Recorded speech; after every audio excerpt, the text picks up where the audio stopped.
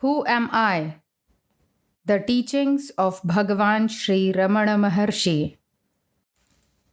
Introduction. Who am I is the title given to a set of questions and answers bearing on self-enquiry. The questions were put to Bhagavan Sri Ramana Maharshi by Sri M. Shivaprakasham Pillai. About the year 1902.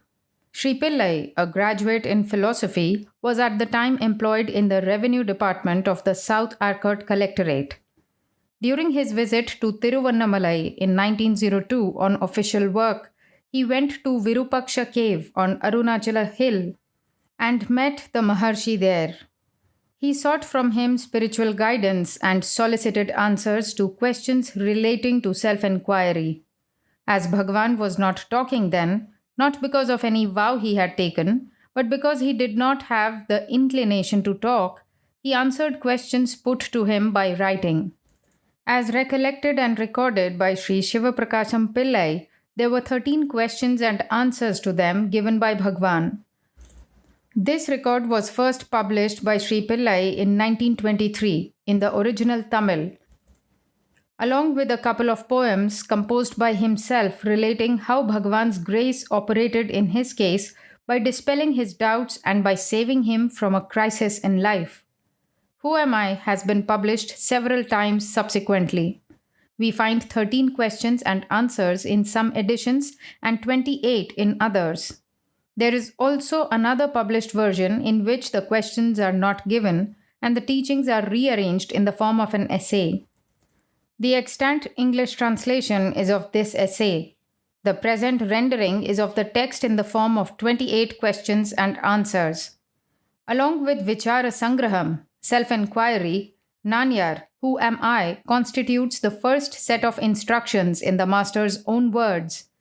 These two are the only prose pieces among Bhagavan's works. They clearly set forth the central teaching that the direct path to liberation is self-enquiry. The particular mode in which the enquiry is to be made is lucidly set forth in Nanyar. The mind consists of thoughts. The I thought is the first to arise in the mind. When the enquiry, Who am I, is persistently pursued, all other thoughts get destroyed, and finally, the I thought itself vanishes, leaving the supreme non-dual self alone. The false identification of the self with the phenomena of non-self, such as the body and mind, thus ends, and there is illumination, sakshatkara. The process of enquiry, of course, is not an easy one. As one inquires, Who am I?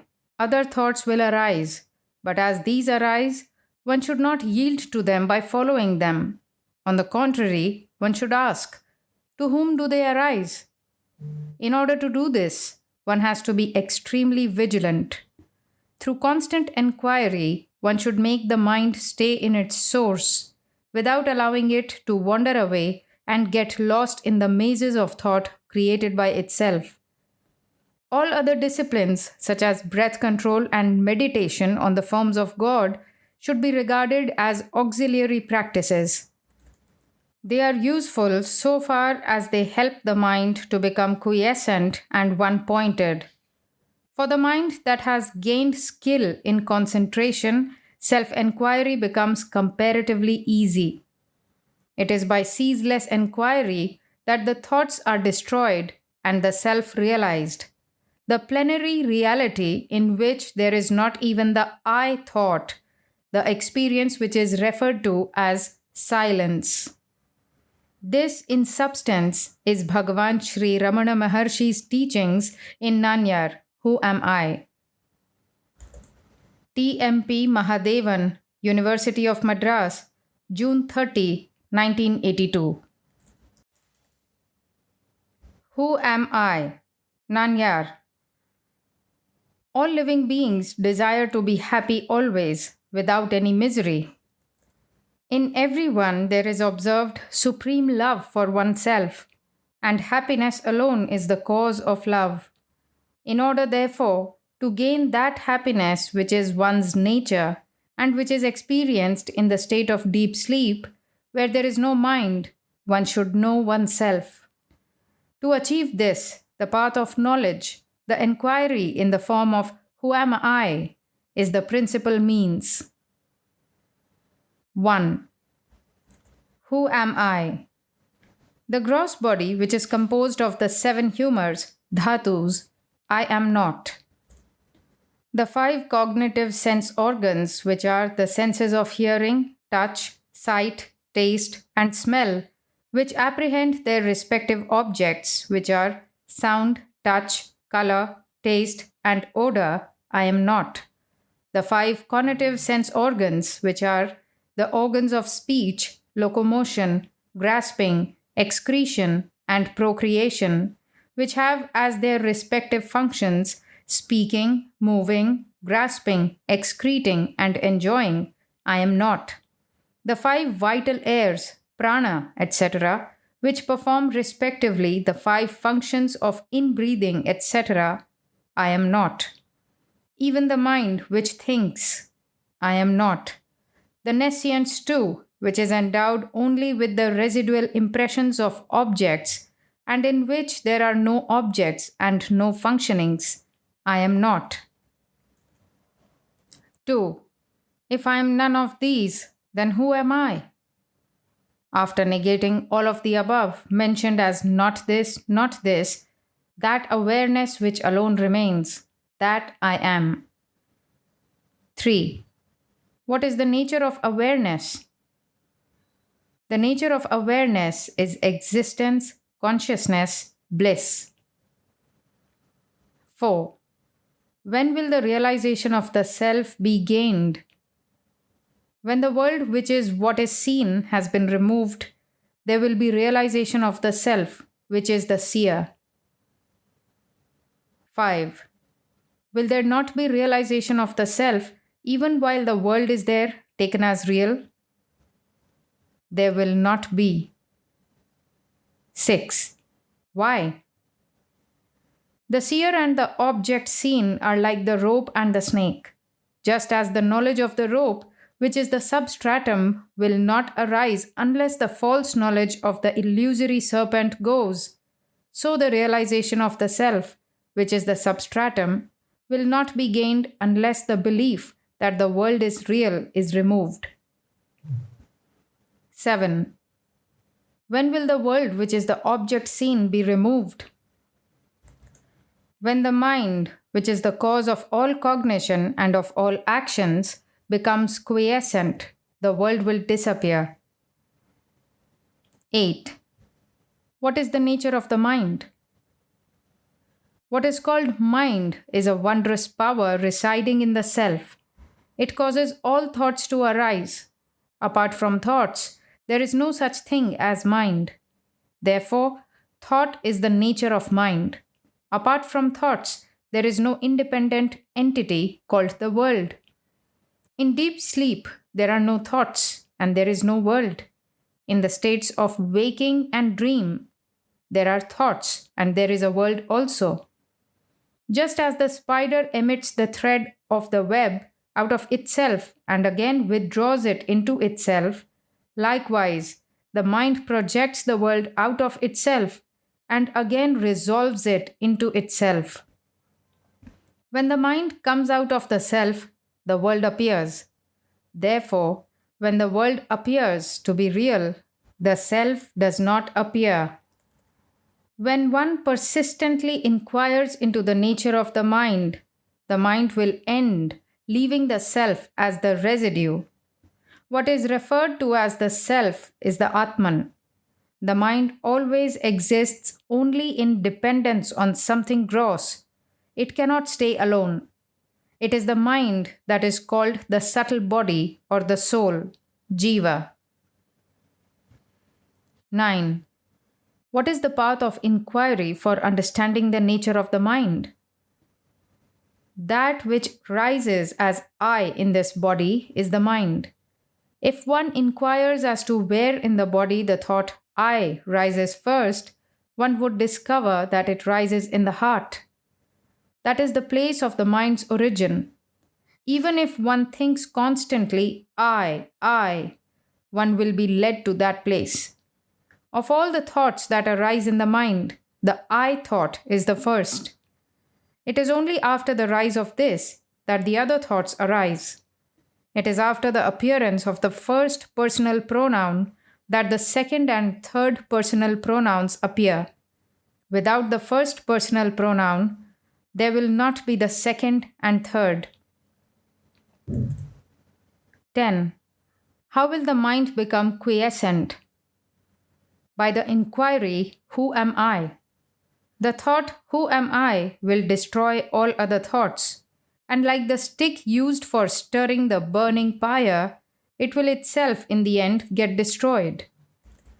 Then there will arise self-realization. 11. What is the means for constantly holding on to the thought, who am I? When other thoughts arise, one should not pursue them, but should inquire, to whom do they arise? It does not matter how many thoughts arise. As each thought arises, one should inquire with diligence, to whom has this thought arisen? The answer that would emerge would be, to me. Thereupon, if one inquires, who am I? The mind will go back to its source, and the thought that arose will become quiescent. With repeated practice in this manner, the mind will develop the skill to stay in its source. When the mind that is subtle goes out through the brain and the sense organs, the gross names and forms appear. When it stays in the heart, the names and forms disappear. Not letting the mind go out, but retaining it in the heart is what is called inwardness, antarmukha. Letting the mind go out of the heart is known as externalization, bahirmukha. Thus, when the mind stays in the heart, the I, which is the source of all thoughts, will go, and the self, which ever exists, will shine. Whatever one does, one should do without the egoity, I. If one acts in that way, all will appear as of the nature of Shiva, God. 12. Are there no other means for making the mind quiescent? Other than inquiry, there are no adequate means. If through other means it is sought to control the mind will appear to be controlled, but will again go forth. Through the control of breath also, the mind will become quiescent, but it will be quiescent only so long as the breath remains controlled. And when the breath resumes, the mind also will again start moving and will wander as impelled by residual impressions. The source is the same for both mind and breath. Thought, indeed, is the nature of the mind. The thought I is the first thought of the mind, and that is egoity. It is from that whence egoity originates that breath also originates. Therefore, when the mind becomes quiescent, the breath is controlled. And when the breath is controlled, the mind becomes quiescent. But in deep sleep, although the mind becomes quiescent, the breath does not stop. This is because of the will of God, so that the body may be preserved and other people may not be under the impression that it is dead. In the state of waking and in samadhi, when the mind becomes quiescent, the breath is controlled. Breath is the gross form of mind. Till the time of death, the mind keeps breath in the body, and when the body dies, the mind takes the breath along with it. Therefore, the exercise of breath control is only an aid for rendering the mind quiescent, manonigraha. It will not destroy the mind, manonasha.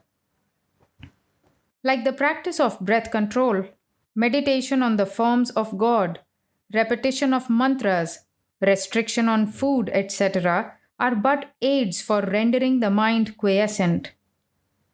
Through meditation on the forms of God and through repetition of mantras, the mind becomes one-pointed. The mind will always be wandering. Just as when a chain is given to an elephant to hold in its trunk, it will go along grasping the chain and nothing else. So also, when the mind is occupied with a name or form, it will grasp that alone. When the mind expands in the form of countless thoughts, each thought becomes weak. But as thoughts get resolved, the mind becomes one pointed and strong. For such a mind, self inquiry will become easy. Of all the restrictive rules, that relating to the taking of sattvic food in moderate quantities is the best. By observing this rule, the sattvic quality of mind will increase, and that will be helpful to self inquiry. 13.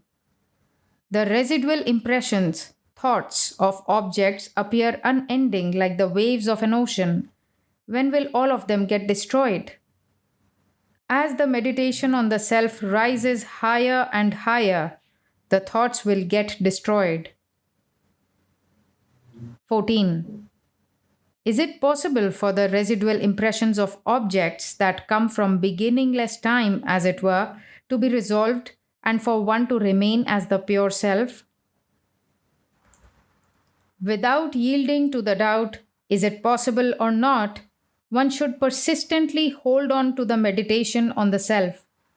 Even if one be a great sinner, one should not worry and weep, "Oh, I am a sinner, how can I be saved?" One should completely renounce the thought, "I am a sinner," and concentrate keenly on meditation on the self. Then one would surely succeed. There are not two minds, one good and the other evil. The mind is only one. It is the residual impressions that are of two kinds, auspicious and inauspicious. When the mind is under the influence of auspicious impressions, it is called good. And when it is under the influence of inauspicious impressions, it is regarded as evil. The mind should not be allowed to wander towards worldly objects and what concerns other people. However bad other people may be, one should bear no hatred for them. Both desire and hatred should be eschewed. All that one gives to others, one gives to oneself. If this truth is understood, who will not give to others? When one's self arises, all arises. When one's self becomes quiescent, all becomes quiescent. To the extent we behave with humility, to that extent there will result good. If the mind is rendered quiescent, one may live anywhere. 15. How long should inquiry be practiced? As long as there are impressions of objects in the mind, so long the inquiry, "Who am I?" is required. As thoughts arise, they should be destroyed then and there in the very place of their origin through inquiry. If one resorts to contemplation of the self unintermittently until the self is gained, that alone would do. As long as there are enemies within the fortress, they will continue to sally forth. If they are destroyed as they emerge, the fortress will fall into our hands.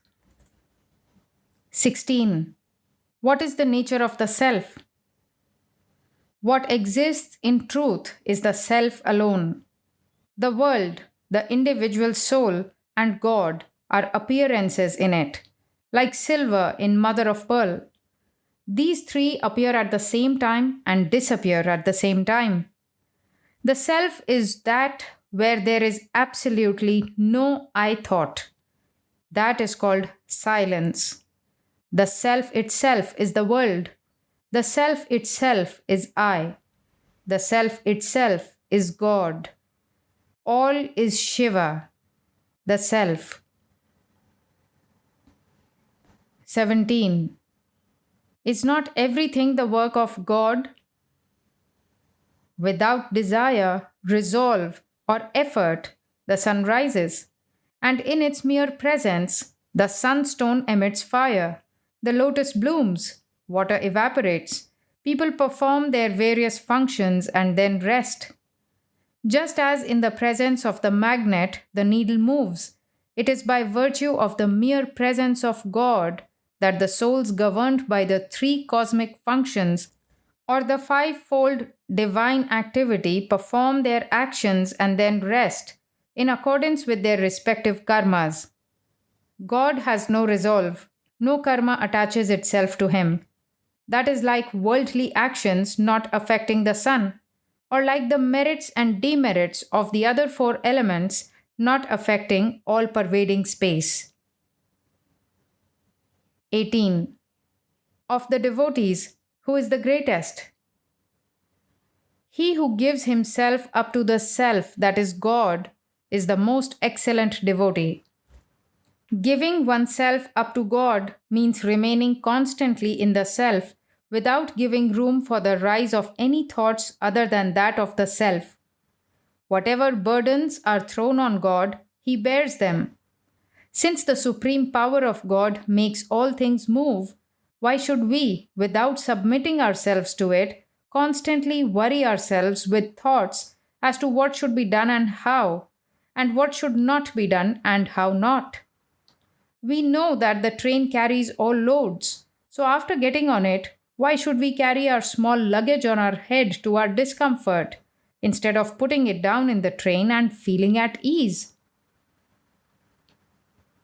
19. What is non attachment? As thoughts arise, destroying them utterly without any residue in the very place of their origin is non attachment. Just as the pearl diver ties a stone to his waist, sinks to the bottom of the sea, and there takes the pearls, so each one of us should be endowed with non attachment, dive within oneself, and obtain the self pearl. 20. Is it not possible for God and the Guru to effect the liberation of a soul? God and the Guru will only show the way to liberation. They will not by themselves take the soul to the state of liberation. In truth, God and the Guru are not different. Just as the prey which has fallen into the jaws of a tiger has no escape, so those who have come within the ambit of the Guru's gracious look will be saved by the Guru and will not get lost. Yet, each one should, by his own effort, pursue the path shown by God or Guru and gain liberation.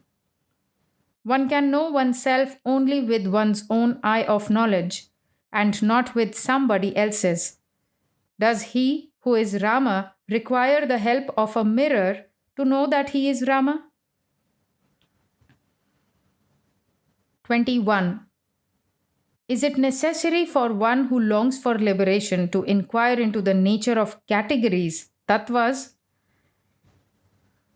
Just as one who wants to throw away garbage has no need to analyze it and see what it is, so one who wants to know the self has no need to count the number of categories or inquire into their characteristics. What he has to do is to reject altogether the categories that hide the self. The world should be considered like a dream. 22. Is there no difference between waking and dream? Waking is long and dream short. Other than this, there is no difference. Just as waking happenings seem real while awake, so do those in a dream while dreaming. In dream, the mind takes on another body. In both waking and dream states thoughts, names and forms occur simultaneously. 23. Is it any use reading books for those who long for liberation?